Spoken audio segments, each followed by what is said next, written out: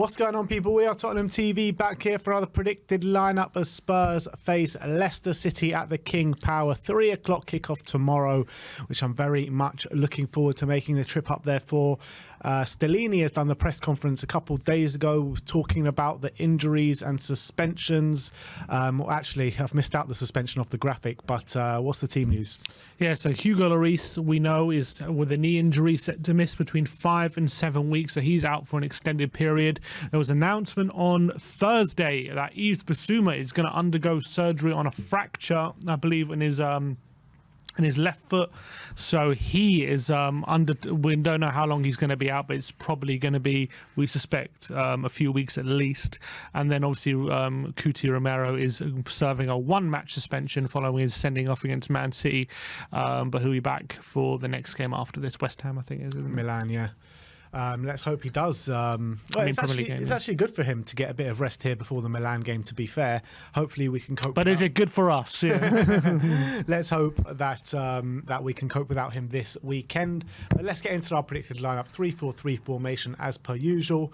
And in goal is actually going to be Fraser Forster. I've actually put Lloris there, but it's more out of habit than anything else. But it's Fraser Forster. Yeah, he's going to have a big day, because you want to set the tone right, don't you? When you know that he's going to be in goal for us an extended period of time. You don't want him to start off with a dodgy performance. You want him to be a bit solid, like get used to the role. Obviously, he's only played less than a handful of games so far for Spurs. Two of them in the cup, and one of them. One league game away at Brentford. Look, he has Premier League experience, so this league shouldn't be new to him, but he is aging. He hasn't played a lot of football this season, so it's possible he could be a bit rusty, but let's hope he has a solid performance. Yeah, let's hope so. So that's Fraser Forster in goal. Right wing back, I think Pedro Porro might have to wait a bit longer for his debut. Might come against Milan, to be fair, during midweek, but we are sided with Emerson after a string of really good performances. Yeah, I think it could even be a case of if Emerson's really not doing it and we haven't scored, and we know the goal, Porro could definitely come on and make his debut. I think we're all so desperate for Porro to make his debut and see him in the flesh after that big signing, and it just feels like he's been here for so long. We haven't seen him yet. It's only been a week or so, but we're thinking Emerson, look, man of ball, one of the best players against Man City, had a great game. Would be very harsh to drop him. There is talk about potentially playing him right centre back, but that's mostly around the fans, not really around anything that we've heard from the club about him playing that role. So we think Emerson's going to retain his place for this one. Yeah, so Emerson right wing back, right centre back, seeing as Cuti Romero is out, suspended, giving the nod to Davinson Sanchez, albeit I personally would like to see Emerson there and Pedro Porro on the right wing back. Yeah, me too. Sanchez came on off the bench, I think, for the last few minutes of the City game. He has usually deputised for Romero with mixed results, but I don't see that changing this game. I think he's going to get another opportunity. I don't think they're going to switch up Emerson's position to fit in Porro just yet. I think they're going to trust in Sanchez for better or for worse, but we'll see how it plays out, but we think he's going to play. Yeah, and the next two in defence, or the next one definitely, is a much easier selection with Eric Dyer. Performed really well against Man City last time out, and let's hope he can have a repeat performance. Yeah, and I think hopefully he can do a similar role in this one, maybe being aggressive against James Maddison, making sure he doesn't really get the opportunities that he has done this season. And look, he did a great job with Bernardo Silva. It was something that Stellini said they planned in game, and it'll be interesting to see if they do something similar against Leicester from the start, or whether they play it by ear like they did against City. Yeah, I think they should.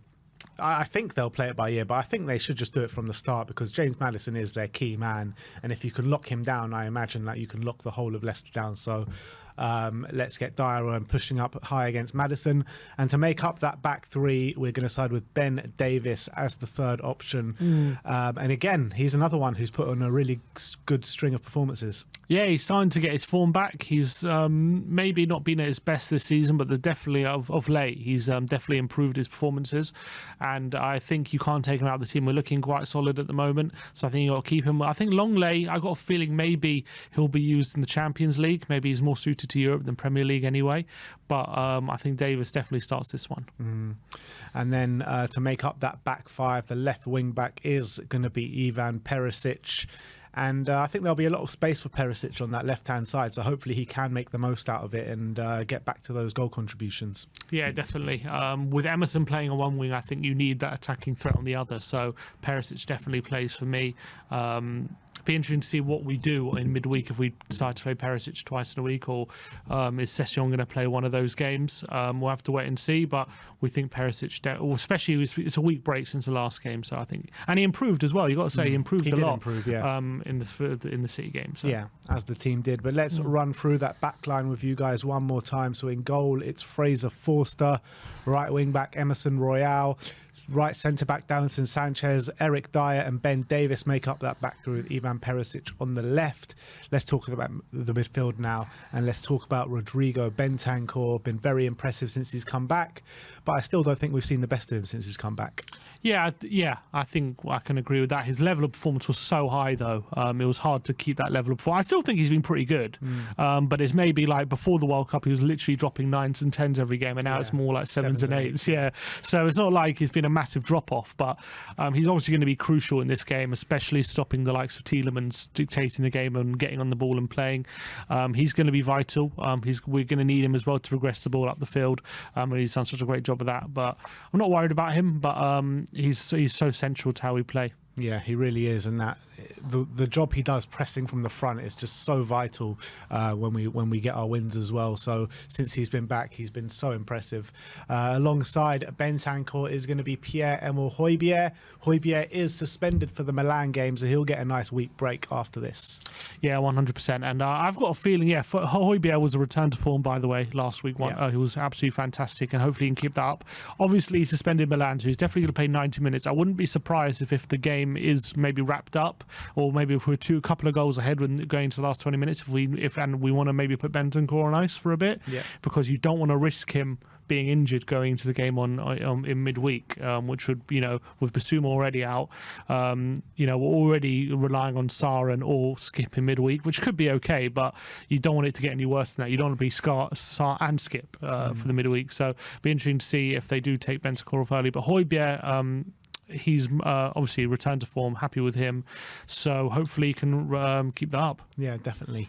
That's Højbjerg and Bentancur, double pivot, right hand side of the attack. Dejan Kulusevski, who's also been really good since his return, and hopefully he can have another really good performance. Yeah, and he's up against quite an offensive fullback in Christensen for Leicester, who's their new signing, and he in his first game was high up the pitch a lot, and hopefully Kulusevski can look at that and look to exploit that and think that he can attack that space. He's so creative. If you give him any time on the ball, he'll put it on a plate for either Kane or Son. So looking forward. Obviously we do have other options now with Richarlison and Danjuma, but again, they're not naturally on the right hand side, so I don't see them coming in for him. And then to make up the rest of the attack is obviously going to be Kane and Son coming in for the obviously the front three. Yeah, and they both have brilliant records against Leicester. Kane obviously on a high after breaking the record. Son also has scored a hat-trick early in the season against Leicester, and what was a brilliant last half an hour from him. So they both looking sharp. They both looked hopefully back to their best last week. Kane's always been good, but Son definitely looking sharper again. And I think this could be a great game for them to really get some goal contributions and link up, because I think Leicester right now their defence is very poor, and they are good going forward, but their defence can definitely be got at. So I reckon Kane and Son will be licking their lips, especially with Kulusevski in there as well. Yeah, and with Harry Kane's goal scoring record and form at the moment, with the amount of goals he scored against Leicester, 18 in total, the most goals he's ever scored against any one club. If he does go on and get a double or a hat-trick this weekend and Haaland maybe draws a blank, are we talking about a race for the Golden Boot? Well, he's still 8 behind, so...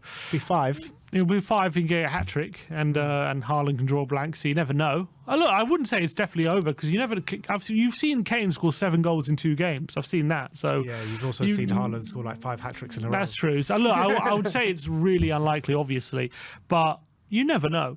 I think Haaland in his last 4 or 5 away games, I think he hasn't scored. So if Kane can go on some mad form, the thing is with Kane, it's a bit weird this season. Although he's got a lot of goals, he hasn't got many doubles or hat tricks. It's all been singles. So he's scored in a lot of different games, but he hasn't kind of scored a lot of multiples. Yeah, and Haaland has scored a lot of multiples in every game. Yeah, pretty much. Yeah. So there you have it. That is our predicted lineup. Let's run through it one more time with you guys. In goal is going to be Fraser Forster, right wing back Emerson Royale, right centre back Davinson Sanchez. In the middle is Eric Dyer. Left centre back we've got Ben Davis. Left wing back Ivan Perisic. Right midfield Rodrigo Bentancur. Left centre midfield Pierre-Emile Højbjerg. Right number 10 Kulusevski. Left number 10 Heung-min Son. And up front is going to be Harry Kane. If this is the lineup, what prediction are you going for? I'm going for 3-1 to Spurs. I'm hoping if we can just make sure that we keep Leicester to a minimum when it comes to chances created and goals, shots on goal and things like that. I really believe that our attack should really hurt them. Their defence has been a bit all over the place this season. And albeit, obviously, you never know going into each game, they might have a different plan and maybe will have tightened up. But I'm just banking on the fact that their defence is still going to be as much of a mess as it has been, and we can really exploit that. So if we can keep it tight, I think we can really punish them in the transitions. So 3-1. Yeah, I'm slightly worried about Davinson Sanchez and Fraser Forster. So I still think that we're going to concede 1 or 2, albeit our defence has stood strong in recent weeks. So with James Maddison in the team, they are always good for a goal or two. So I'm going to go for 4-2 to Spurs. I think we'll have enough firepower to really put quite a number of goals past them, but I think we will concede a couple down the other end. So I'm going 4-2 to Spurs. Sim's going 3-1 to Spurs. Let me know in the comment section below what your thoughts are on the predicted lineup and what is your score prediction in the comment section below. Like, subscribe and comment. And as always, come on you Spurs.